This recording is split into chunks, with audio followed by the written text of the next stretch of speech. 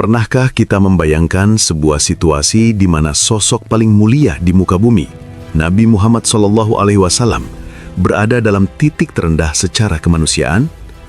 Beliau baru saja kehilangan pilar pendukung utamanya, Khadijah, sang istri tercinta, dan Abu Thalib, sang paman yang menjadi tameng politiknya. Di saat yang sama, penduduk Taif melempari beliau dengan batu hingga alas kaki beliau bersimbah darah. Dalam kondisi terusir, terhina dan tanpa jaminan keamanan sedikit pun, Nabi Muhammad SAW berdiri di pinggiran kota Mekah, kota kelahirannya sendiri. Namun ia tidak bisa masuk karena nyawanya sedang dipertaruhkan di ujung pedang Al-Gojo Quraisy. Disinilah sejarah mencatat sebuah fragmen luar biasa tentang bagaimana Islam memandang kemanusiaan melampaui sekat akidah. Sebelum kita menyelami lebih dalam kisah 3 tokoh non-muslim yang secara luar biasa dipuji oleh baginda Nabi, dukung terus channel ini dengan klik tombol subscribe dan like. Dan sebelum berlanjut, saya ingin tahu, dari daerah mana Anda menyimak kisah ini? Silahkan tulis di kolom komentar agar kita bisa saling menyapa. Mari kita masuk pada tokoh pertama yang namanya harum dalam sejarah Islam meski ia wafat bukan dalam keadaan muslim. Ia adalah Mut'im bin Adi. Nama ini mungkin jarang terdengar di mimbar-mimbar umum. Namun bagi Nabi Muhammad SAW, Mut'im adalah pahlawan kemanusiaan yang tak terlupakan. Bayangkan suasana mencekam saat Nabi kembali dari Taif. Beliau tidak memiliki jiwar atau perlindungan hukum dari satupun kabilah di Mekah. Masuk ke Mekah saat itu sama saja dengan menyerahkan leher untuk ditebas.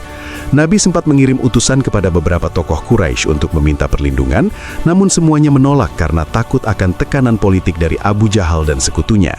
Namun Mut'im bin Adi, seorang kafir Quraisy yang masih memegang teguh martabat moral bangsa Arab, menjawab panggilan tersebut.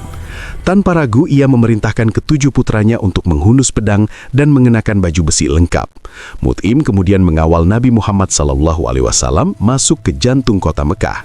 Setibanya di Masjidil Haram, Mut'im berdiri di atas tunggangannya dan berseru dengan suara menggelegar kepada seluruh pemuka Quraisy, "Wahai kaum Quraisy, ketahuilah bahwa Muhammad berada di bawah perlindunganku. Jangan ada satupun dari kalian yang berani menyentuhnya." Keberanian Mut'im ini memberikan ruang napas bagi dakwah Islam di masa-masa paling kritis. Nabi Muhammad SAW tidak pernah melupakan budi ini. Bertahun-tahun kemudian, setelah Perang Badar usai dan kaum muslimin memenangkan pertempuran, banyak tokoh Quraisy yang menjadi tawanan perang. Saat itulah Nabi teringat pada sosok Mut'im bin Adi yang sudah wafat. Beliau bersabda dengan kalimat yang sangat menyentuh dalam riwayat Imam Bukhari, "Seandainya Mut'im bin Adi masih hidup, lalu ia berbicara kepadaku untuk membebaskan orang-orang kotor ini, para tawanan, niscaya aku akan lepaskan mereka semua demi menghargai jasanya." Kalimat ini adalah bentuk diplomasi tingkat tinggi sekaligus pengajaran akhlak.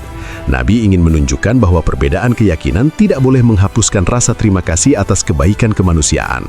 Mut'im bin Adi dipuji bukan karena penyembahannya, melainkan karena integritasnya dalam membela kebenaran dan melindungi orang yang terzolimi.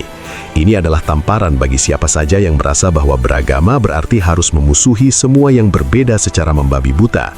Nabi mengajarkan bahwa seorang mukmin adalah orang yang paling tahu cara menghargai kebaikan, sekecil apapun itu dan dari siapapun asalnya. Setelah kita memahami betapa Nabi Muhammad SAW sangat menghargai perlindungan fisik dari seorang Mut'im bin Adi, mari kita bergeser ke fase Madinah, di mana tantangan yang dihadapi umat Islam bukan lagi sekedar intimidasi, melainkan eksistensi kedaulatan. Disinilah muncul sosok kedua yang mendapatkan pujian luar biasa dari lisan suci baginda Nabi. Beliau adalah Mukhrik, seorang rabi atau pendeta Yahudi yang berasal dari Bani Tha'labah.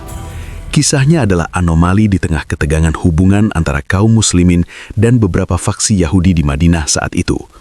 Mukhrik bukan sekedar penonton dalam sejarah. Ia adalah orang yang memilih untuk bertindak berdasarkan nurani dan janji setia yang telah disepakati dalam Piagam Madinah. Pada tahun ketiga Hijriah, awan mendung menggelayut di langit Madinah. Pasukan Quraisy datang dengan kekuatan besar dalam perang Uhud, berniat untuk menyapu bersih bibit-bibit Islam hingga ke akarnya. Dalam kesepakatan politik yang disebut Piagam Madinah, seluruh penduduk kota, termasuk kaum Yahudi, memiliki kewajiban kolektif untuk membela kota jika diserang oleh pihak luar. Namun ketika seruan perang berkumandang, sebagian besar kelompok Yahudi memilih untuk diam, bersembunyi di balik benteng-benteng mereka dan mencari alasan teologis untuk tidak turun ke medan laga dengan dalih bahwa hari itu adalah hari Sabat, hari suci yang terlarang untuk berperang. Mukhrik berdiri di hadapan kaumnya dengan kegelisahan yang luar biasa. Ia adalah seorang yang sangat alim, kaya raya, dan memiliki banyak perkebunan kurma yang luas. Namun baginya, kebenaran tidak bisa ditawar oleh alasan ritual semata jika sebuah janji telah diucapkan.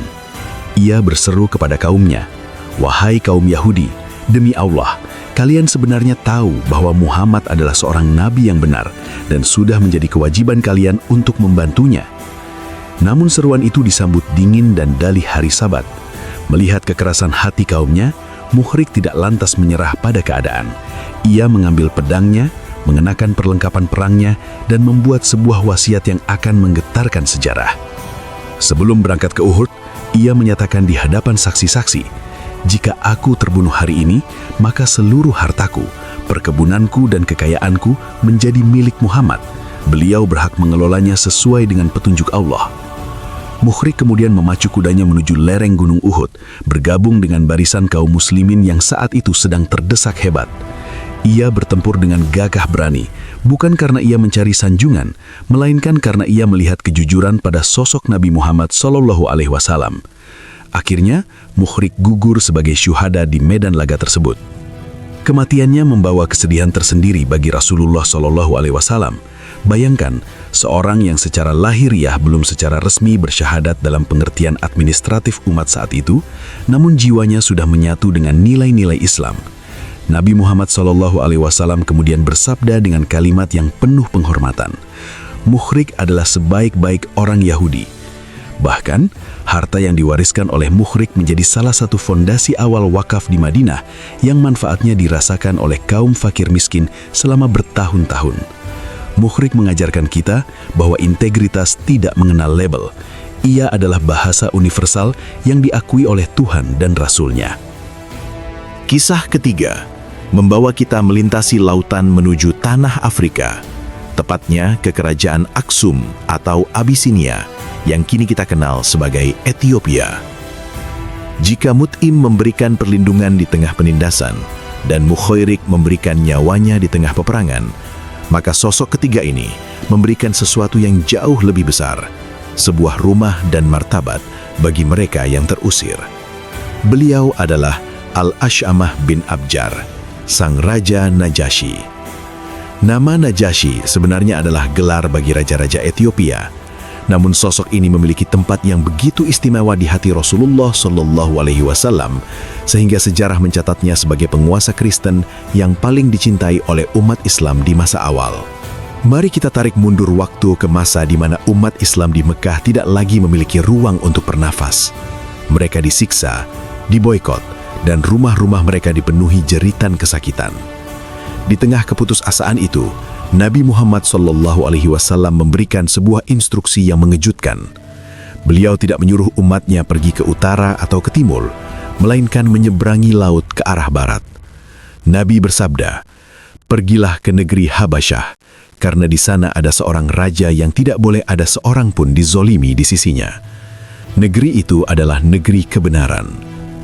Kalimat Nabi ini adalah sebuah pengakuan internasional pertama dalam Islam terhadap integritas seorang penguasa non-Muslim. Ketika gelombang pengungsi Muslim sampai di Ethiopia, kaum Quraisy tidak tinggal diam.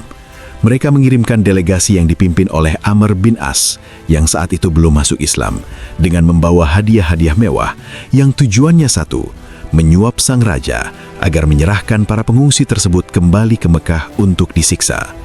Namun disinilah keagungan moral Najasyi terpancar. Ia tidak silau oleh tumpukan emas.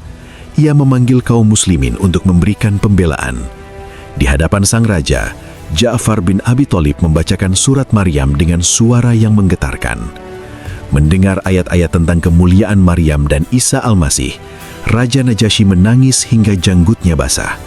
Ia kemudian menggariskan sebuah garis di tanah dengan tongkatnya dan berkata, "Sesungguhnya apa yang dibawa Muhammad dan apa yang dibawa oleh Isa berasal dari sumber cahaya yang sama."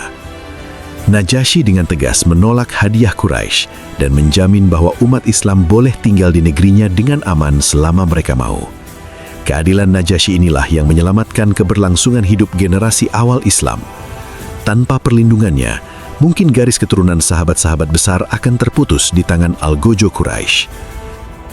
Ketegasan Raja Najasyi dalam membela kaum muslimin bukan sekedar urusan politik, melainkan buah dari kejernihan hati seorang hamba Tuhan. Setelah peristiwa dialog bersejarah dengan Ja'far bin Abi Thalib tersebut, benih-benih hidayah mulai tumbuh subur di dalam jiwanya. Najasyi menyadari bahwa Muhammad adalah sosok nabi akhir zaman yang telah dikabarkan dalam kitab-kitab suci sebelumnya. Dalam beberapa riwayat otentik, disebutkan bahwa Raja Najasyi akhirnya memeluk Islam secara rahasia. Ia mengirimkan surat kepada Rasulullah yang menyatakan keimanannya. "Aku bersaksi bahwa engkau adalah utusan Allah yang benar dan membenarkan. Aku telah berbaiat kepadamu melalui sepupumu atau Ja'far, dan aku telah berserah diri kepada Allah, Tuhan semesta alam." Meskipun ia seorang raja di negeri Nasrani, Najasyi memposisikan dirinya sebagai murid di hadapan kemuliaan akhlak Nabi. Keislaman Najasyi adalah fenomena unik dalam sejarah. Ia menjadi seorang muslim yang memimpin rakyat yang mayoritas berbeda keyakinan, namun tetap mampu menjalankan keadilan dengan sempurna. Inilah mengapa Nabi Muhammad begitu mencintainya. Kedekatan batin antara Nabi dan Najasyi melampaui batas geografis antara Jazirah Arab dan dataran Afrika. Bagi Nabi, Najasyi adalah representasi dari penguasa ideal yang mampu menyatukan keteguhan iman dengan keluasan kasih sayang. Puncak dari penghormatan Nabi kepada Najasyi terjadi pada tahun ke-9 Hijriah.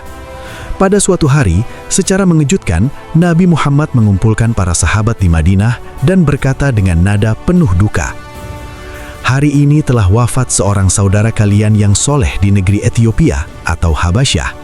Berdirilah kalian dan solatkanlah dia." Para sahabat sempat terheran-heran, karena biasanya solat jenazah dilakukan di depan jasad yang hadir, sementara Najasyi berada jauh di seberang lautan. Namun, atas kuasa Allah, Nabi Muhammad melakukan sesuatu yang belum pernah dilakukan sebelumnya. Beliau memimpin solat gaib. Dalam riwayat Imam Bukhari dan Muslim, Nabi keluar menuju tempat solat, mengatur barisan para sahabat atau shaf, lalu bertakbir 4 kali untuk menyolatkan jenazah Raja Najasyi. Ini adalah satu-satunya momen dalam hidup Nabi di mana beliau menyolatkan seseorang yang meninggal di negeri jauh secara gaib. Tindakan ini merupakan proklamasi kasih sayang yang sangat kuat. Nabi ingin menunjukkan kepada seluruh dunia bahwa meskipun Najasyi tidak pernah bertemu langsung dengan beliau, meskipun Najasyi hidup dan mati di tengah lingkungan yang berbeda, ia adalah saudara dalam ikatan iman dan kemanusiaan yang sangat mulia. Melalui 3 kisah agung ini, Mut'im sang pembela, Mukhairik sang penepati janji, dan Najasyi sang penguasa adil, kita belajar sebuah hakikat dakwah yang sering terlupakan. Nabi Muhammad SAW mengajarkan bahwa Islam tidak datang untuk memusuhi kemanusiaan, melainkan untuk menyempurnakannya. Beliau tidak pernah memandang remeh kebaikan, meskipun datang dari tangan yang belum bersyahadat. Bagi kita yang hidup di tengah masyarakat yang plural saat ini, teladan Rasulullah ini adalah kompas. Menjadi muslim bukan berarti menutup mata dari kebaikan sesama manusia, tetapi justru menjadi orang yang paling depan dalam mengapresiasi kebenaran dan keadilan, siapapun pelakunya. Inilah strategi dakwah yang sesungguhnya, memenangkan hati dengan akhlak, menghormati perjanjian dengan nyawa, dan membalas budi dengan doa yang tulus. Semoga kita bisa mengambil hikmah dari ketiga sosok ini untuk terus menebar kedamaian dan kebaikan di lingkungan kita masing-masing. Wallahu a'lam bissawab. Terima kasih telah menyimak hingga akhir. Jangan lupa untuk membagikan video ini agar lebih banyak orang yang memahami indahnya toleransi dalam sejarah Islam. Wassalamualaikum warahmatullahi wabarakatuh.